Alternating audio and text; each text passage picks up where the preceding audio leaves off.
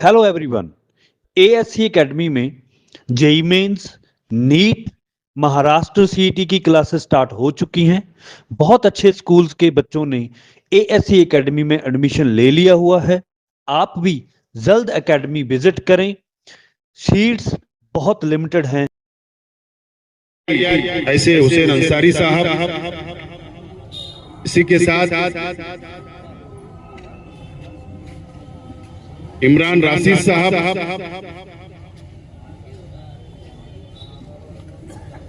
मोहिदा कुरैशी साहब, मुख्तार ठेकेदार साहब, कलीम मुकादम साहब, अतीक मुकादम साहब, रईस भाई, शकील भाई, अयाज भाई, पीर मोहम्मद कासिम साहब, खलील अहमद, उस्मान गनी साहब, ये तमाम ही साथियों ने इस्लाम पार्टी के अंदर शमूलियत इख्तियार की, पार्टी में शामिल हुए। मैं पार्टी की जानिब से, मेरी जानिब से, ओहदेदारान की जानिब से पार्टी के अंदर ये तमाम ही साथियों का इस्तकबाल करता हूं। दोस्तों और साथियों, आज एक मुख्तसर ये इस्तकबालिया तकरीब हम लोगों ने रखी है। हमारा पहले ऐसा इरादा हुआ था कि 4 जुलाई को एक बड़ा प्रोग्राम में इन साथियों का इस्तेमाल किया जाए, लेकिन हुसैन अंसारी साहब और इमरान राशिद साहब से बात हुई, कहा कि बहुत वक्त हो जाएगा, हम चाहते हैं कि जल्द ये प्रोग्राम हो जाए ताकि हम लोगों को आपके साथ पार्टी के अंदर काम करने का मौका मिले। और मशवरा तय पाया और आज हम लोगों ने उनको पार्टी के अंदर शामिल किया। हुसैन अंसारी साहब या फारूक कुरैशी साहब बैठे हैं, हम लोग सब मिलकर शेख रशीद साहब की क़यादत में यूथ कांग्रेस के अंदर हम लोग काम किया करते थे। जमीनी लेवल के ऊपर हम लोग काम किया करते थे। हम लोग शेख रशीद साहब का भी कहीं जलसा हुआ करता था तो हम लोग जलसा कामयाब करने के लिए मेहनत करते और यहाँ तक कि हम उस जलसे की पट्टियां भी हम लोगों ने बिछाई। और मैंने एक खास बात हुसैन अंसारी साहब में मैंने देखा हूं कि वो आज के एमएलए के साथ भी रहे, लेकिन मैंने सुना हूं और जब भी मेरी मुलाकात होती थी उनके साथ 4 लोग रहा करते तो ये जरूर बोला करते थे कि अगर आज हुसैन अंसारी है तो वो शेख रशीद साहब की देन है। मैं कहीं भी ये सच्चाई, ये ऐसे हमारे साथी है और वो कुछ सालों के लिए दूसरी पार्टी को उन्होंने देखा, लीडर को देखा, जाना, पहचाना, परखा और उसके बाद उनको इस बात का एहसास हुआ।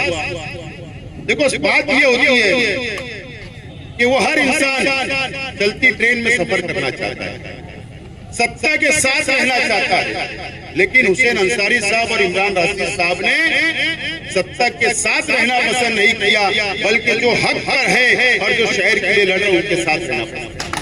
ये सच्चाई। इमरान राशिद साहब को मैं दूसरी पार्टियों में देखा करता, वो हमेशा मेरे मुखालिफ रहे, मुखालिफ बातें, लेकिन उनको भी इस बात का एहसास हुआ कि आज वक्त की जरूरत, आज शहर को बहुत जरूरत है शेख आसिफ जैसे लोगों को, हमारे साथियों की। इमरान राशिद साहब ने फैसला किया, कोई डिमांड नहीं, ये दोनों साथियों ने कोई शर्त नहीं रखी, बिना शर्त के हमारे साथ आकर खड़े हो। और इमरान राशिद साहब एक काबिल नौजवान और वो मुझे जरूर उम्मीद है कि वो पार्टी को भी फायदा पहुंचाएंगे और शहर के विकास के अंदर जरूर हाथ बैठाने का काम करेंगे, मजबूत करेंगे। दोस्तों और साथियों, आज यहाँ पर हमारे मीडिया के भी साथ, आज हमारा शहर ये मस्जिद और मीनारों का शहर आज किस हालत से गुजर रहा है आप महसूस कर, शहर महसूस कर रहा है। ये शहर को बचाने का वक्त आ चुका है, ये मालेगांव शहर को बचाने का वक्त है। एसआईटी बनी, रोहिंग्या बांग्लादेशी का इल्जाम हमारे पर लगा, हमारे शहर पर लगा हमारी बहनें जेल में, कई भाई हमारे जेल में। अभी छावनी पुलिस स्टेशन के अंदर 1000 से ज्यादा लोगों के ऊपर मुकदमा दर्ज कर दिया गया। किला झोपड़पट्टी, यह वक्फ अमेंडमेंट बिल, ये ऐसे इशू हमारे सामने है और ये शहर को फिरका परस्त टारगेट के ले चुके हैं, शहर को निशाना बना रहे हैं, मुसलमानों को निशाना बना रहे हैं। आज ये शहर को बचाने का वक्त है और मैं शहर के आवाम से अपील करता हूं कि शहर के आवाम ये सोचे और समझे कि 6 महीना पहले असेंबली के इलेक्शन के वक्त जिस नुमाइंदे को चुनकर शहर के आवाम ने दी, क्या वो इन 6 महीनों के अंदर आवाम के वादों पर जो वादा किया गया था क्या वो पूरा उतरे, क्या वो खरा उतरे? क्या उन्होंने नुमाइंदगी की? क्या मुसलमानों की नुमाइंदगी की? क्या ये शहर की नुमाइंदगी की? ये शहर का डेवलप हुआ क्या? आज शहर जिस मुसीबत में है, मुकम्मल तौर पर आज के एमएलए नाकाम है, नाकाम। मैं शहर के अवाम से अपील करता हूं कि ये वक्त हमारी और तुम्हारी का नहीं है, हमारी और तुम्हारी का नहीं है। ये वक्त आज ऐसा वक्त है कि हम कोई शहर को बचाने के लिए ये शहर खुद महसूस करे, खुद फैसला करे कि कौन ये शहर को बचा सकता है।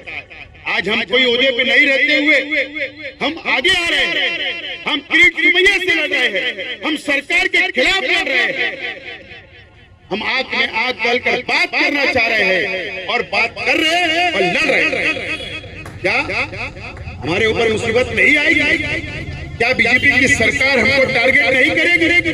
हम किला झोपड़पट्टी उठाने के लिए नोटिस बढ़ जाती है, पुलिस बंदोबस्त आ जाता है, दूसरे दिन किला झोपड़पट्टी उजड़ने वाली होती है और हम जाकर स्टे लेकर आते हैं। तो क्या बीजेपी को ये अच्छा लगा होगा? क्या हमको धमकी नहीं आती है? लेकिन हम डरते नहीं। अल्लाह का करम है, किला झोपड़पट्टी के लोग बैठे हैं, पूछिए उनसे हाई कोर्ट में हम कैसे लड़े, शुरुआत हमने कब से की थी, पूरी मेहनत और जद्दोजहद की हमने। अल्लाह का करम है, इसमें हमने लाया। हम तो पूरी बस्ती वालों से ऐलान कर रहे थे कि आइए हमारे साथ, हम साथ मिलकर लड़ेंगे, लेकिन 133 लोग आए, हम उनको लेकर चल पड़े। पहले हमने इसके लिया, पेटिशन हमने बनवाई, पॉइंट हमने पेटिशन के अंदर डलवाया और उसके बाद स्टे मिला, उसके बाद उसी बेस के ऊपर दूसरे लोगों को भी मिला। अच्छी बात है, सबके साथ है, लेकिन हमने लड़ा और आज उनका मुकम्मल जो प्लानिंग था उसको नाकाम बनाने का हमने काम किया। और अभी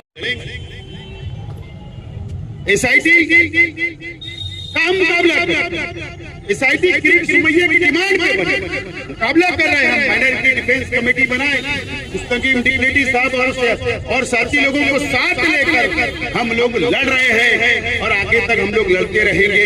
हम हाईकोर्ट के वकील से भी बात कर रहे हैं, हमारी बेल एप्लीकेशन भी 5 लोग की हमने दाखिल कर दी, वो 17 तारीख को उसके ऊपर आर्गुमेंट होगा।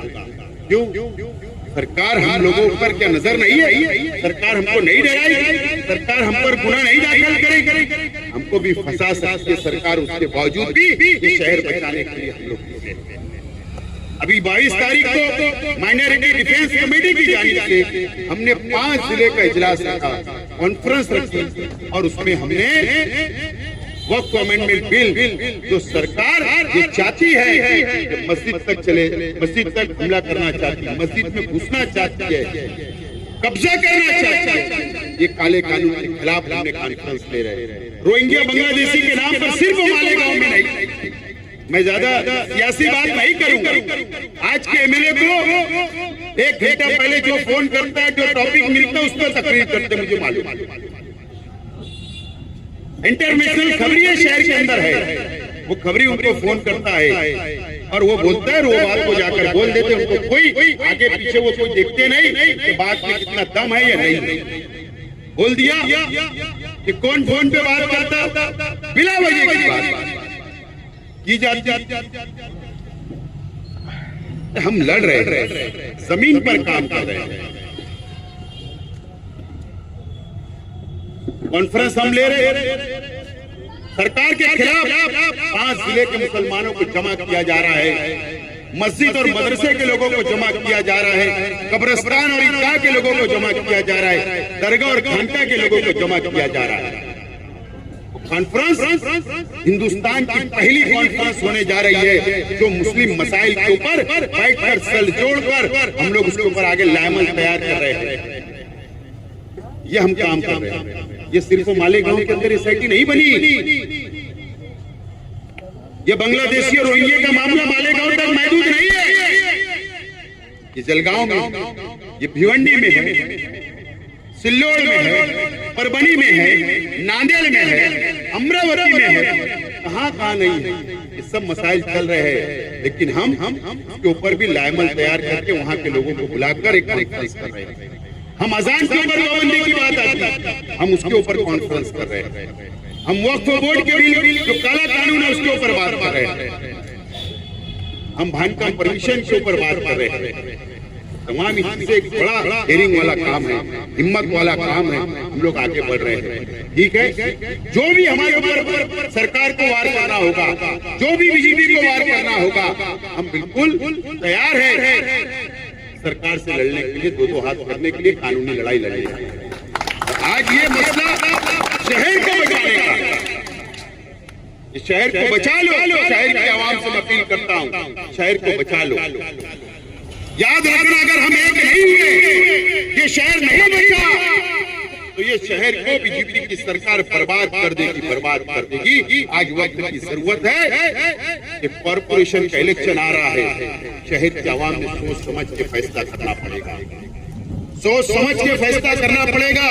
वहाँ धंधा व्यापार करने वालों को नहीं पहुँचाना पड़ेगा, जो अपने जाति मुफाद के लिए कॉर्पोरेशन जाना चाहते उनको नहीं पहुँचाना पड़ेगा, जो कौम के लिए, जो शहर के लिए लड़ते हैं उन लोगों को पहुँचाना पड़ेगा। मैं अपील करता हूँ मीडिया के माध्यम से, आप लोगों के माध्यम से, शहर की आवाम से, ये शहर संजीदगी से सोचे। ये मस्जिद और मीनारों का शहर हम बोलते हैं साथियों, कई बातें हमको जानबूझकर मीडिया के सामने नहीं बोलना पड़ता, कई कमजोरियां हमारी अपनी है, उसको दुरुस्त करना है, पर्दे में रहेगा। और इंशाअल्लाह जब कॉन्फ्रेंस होगी तो हम वहां पर बात करेंगे, वहां पर लायमन तैयार करेंगे, बड़े खामोशी के साथ बात करके हम लोगों को हमारे मसाइल, कौम के मसाइल को हल करना पड़ेगा। जब जाकर हम ये फितरत ताकतों से हम लोग जंग जीत सकते हैं, ये लड़ाई जीत सकते हैं। और नहीं, हम ताकत की बिना पर ये लड़ाई नहीं जीत सकते।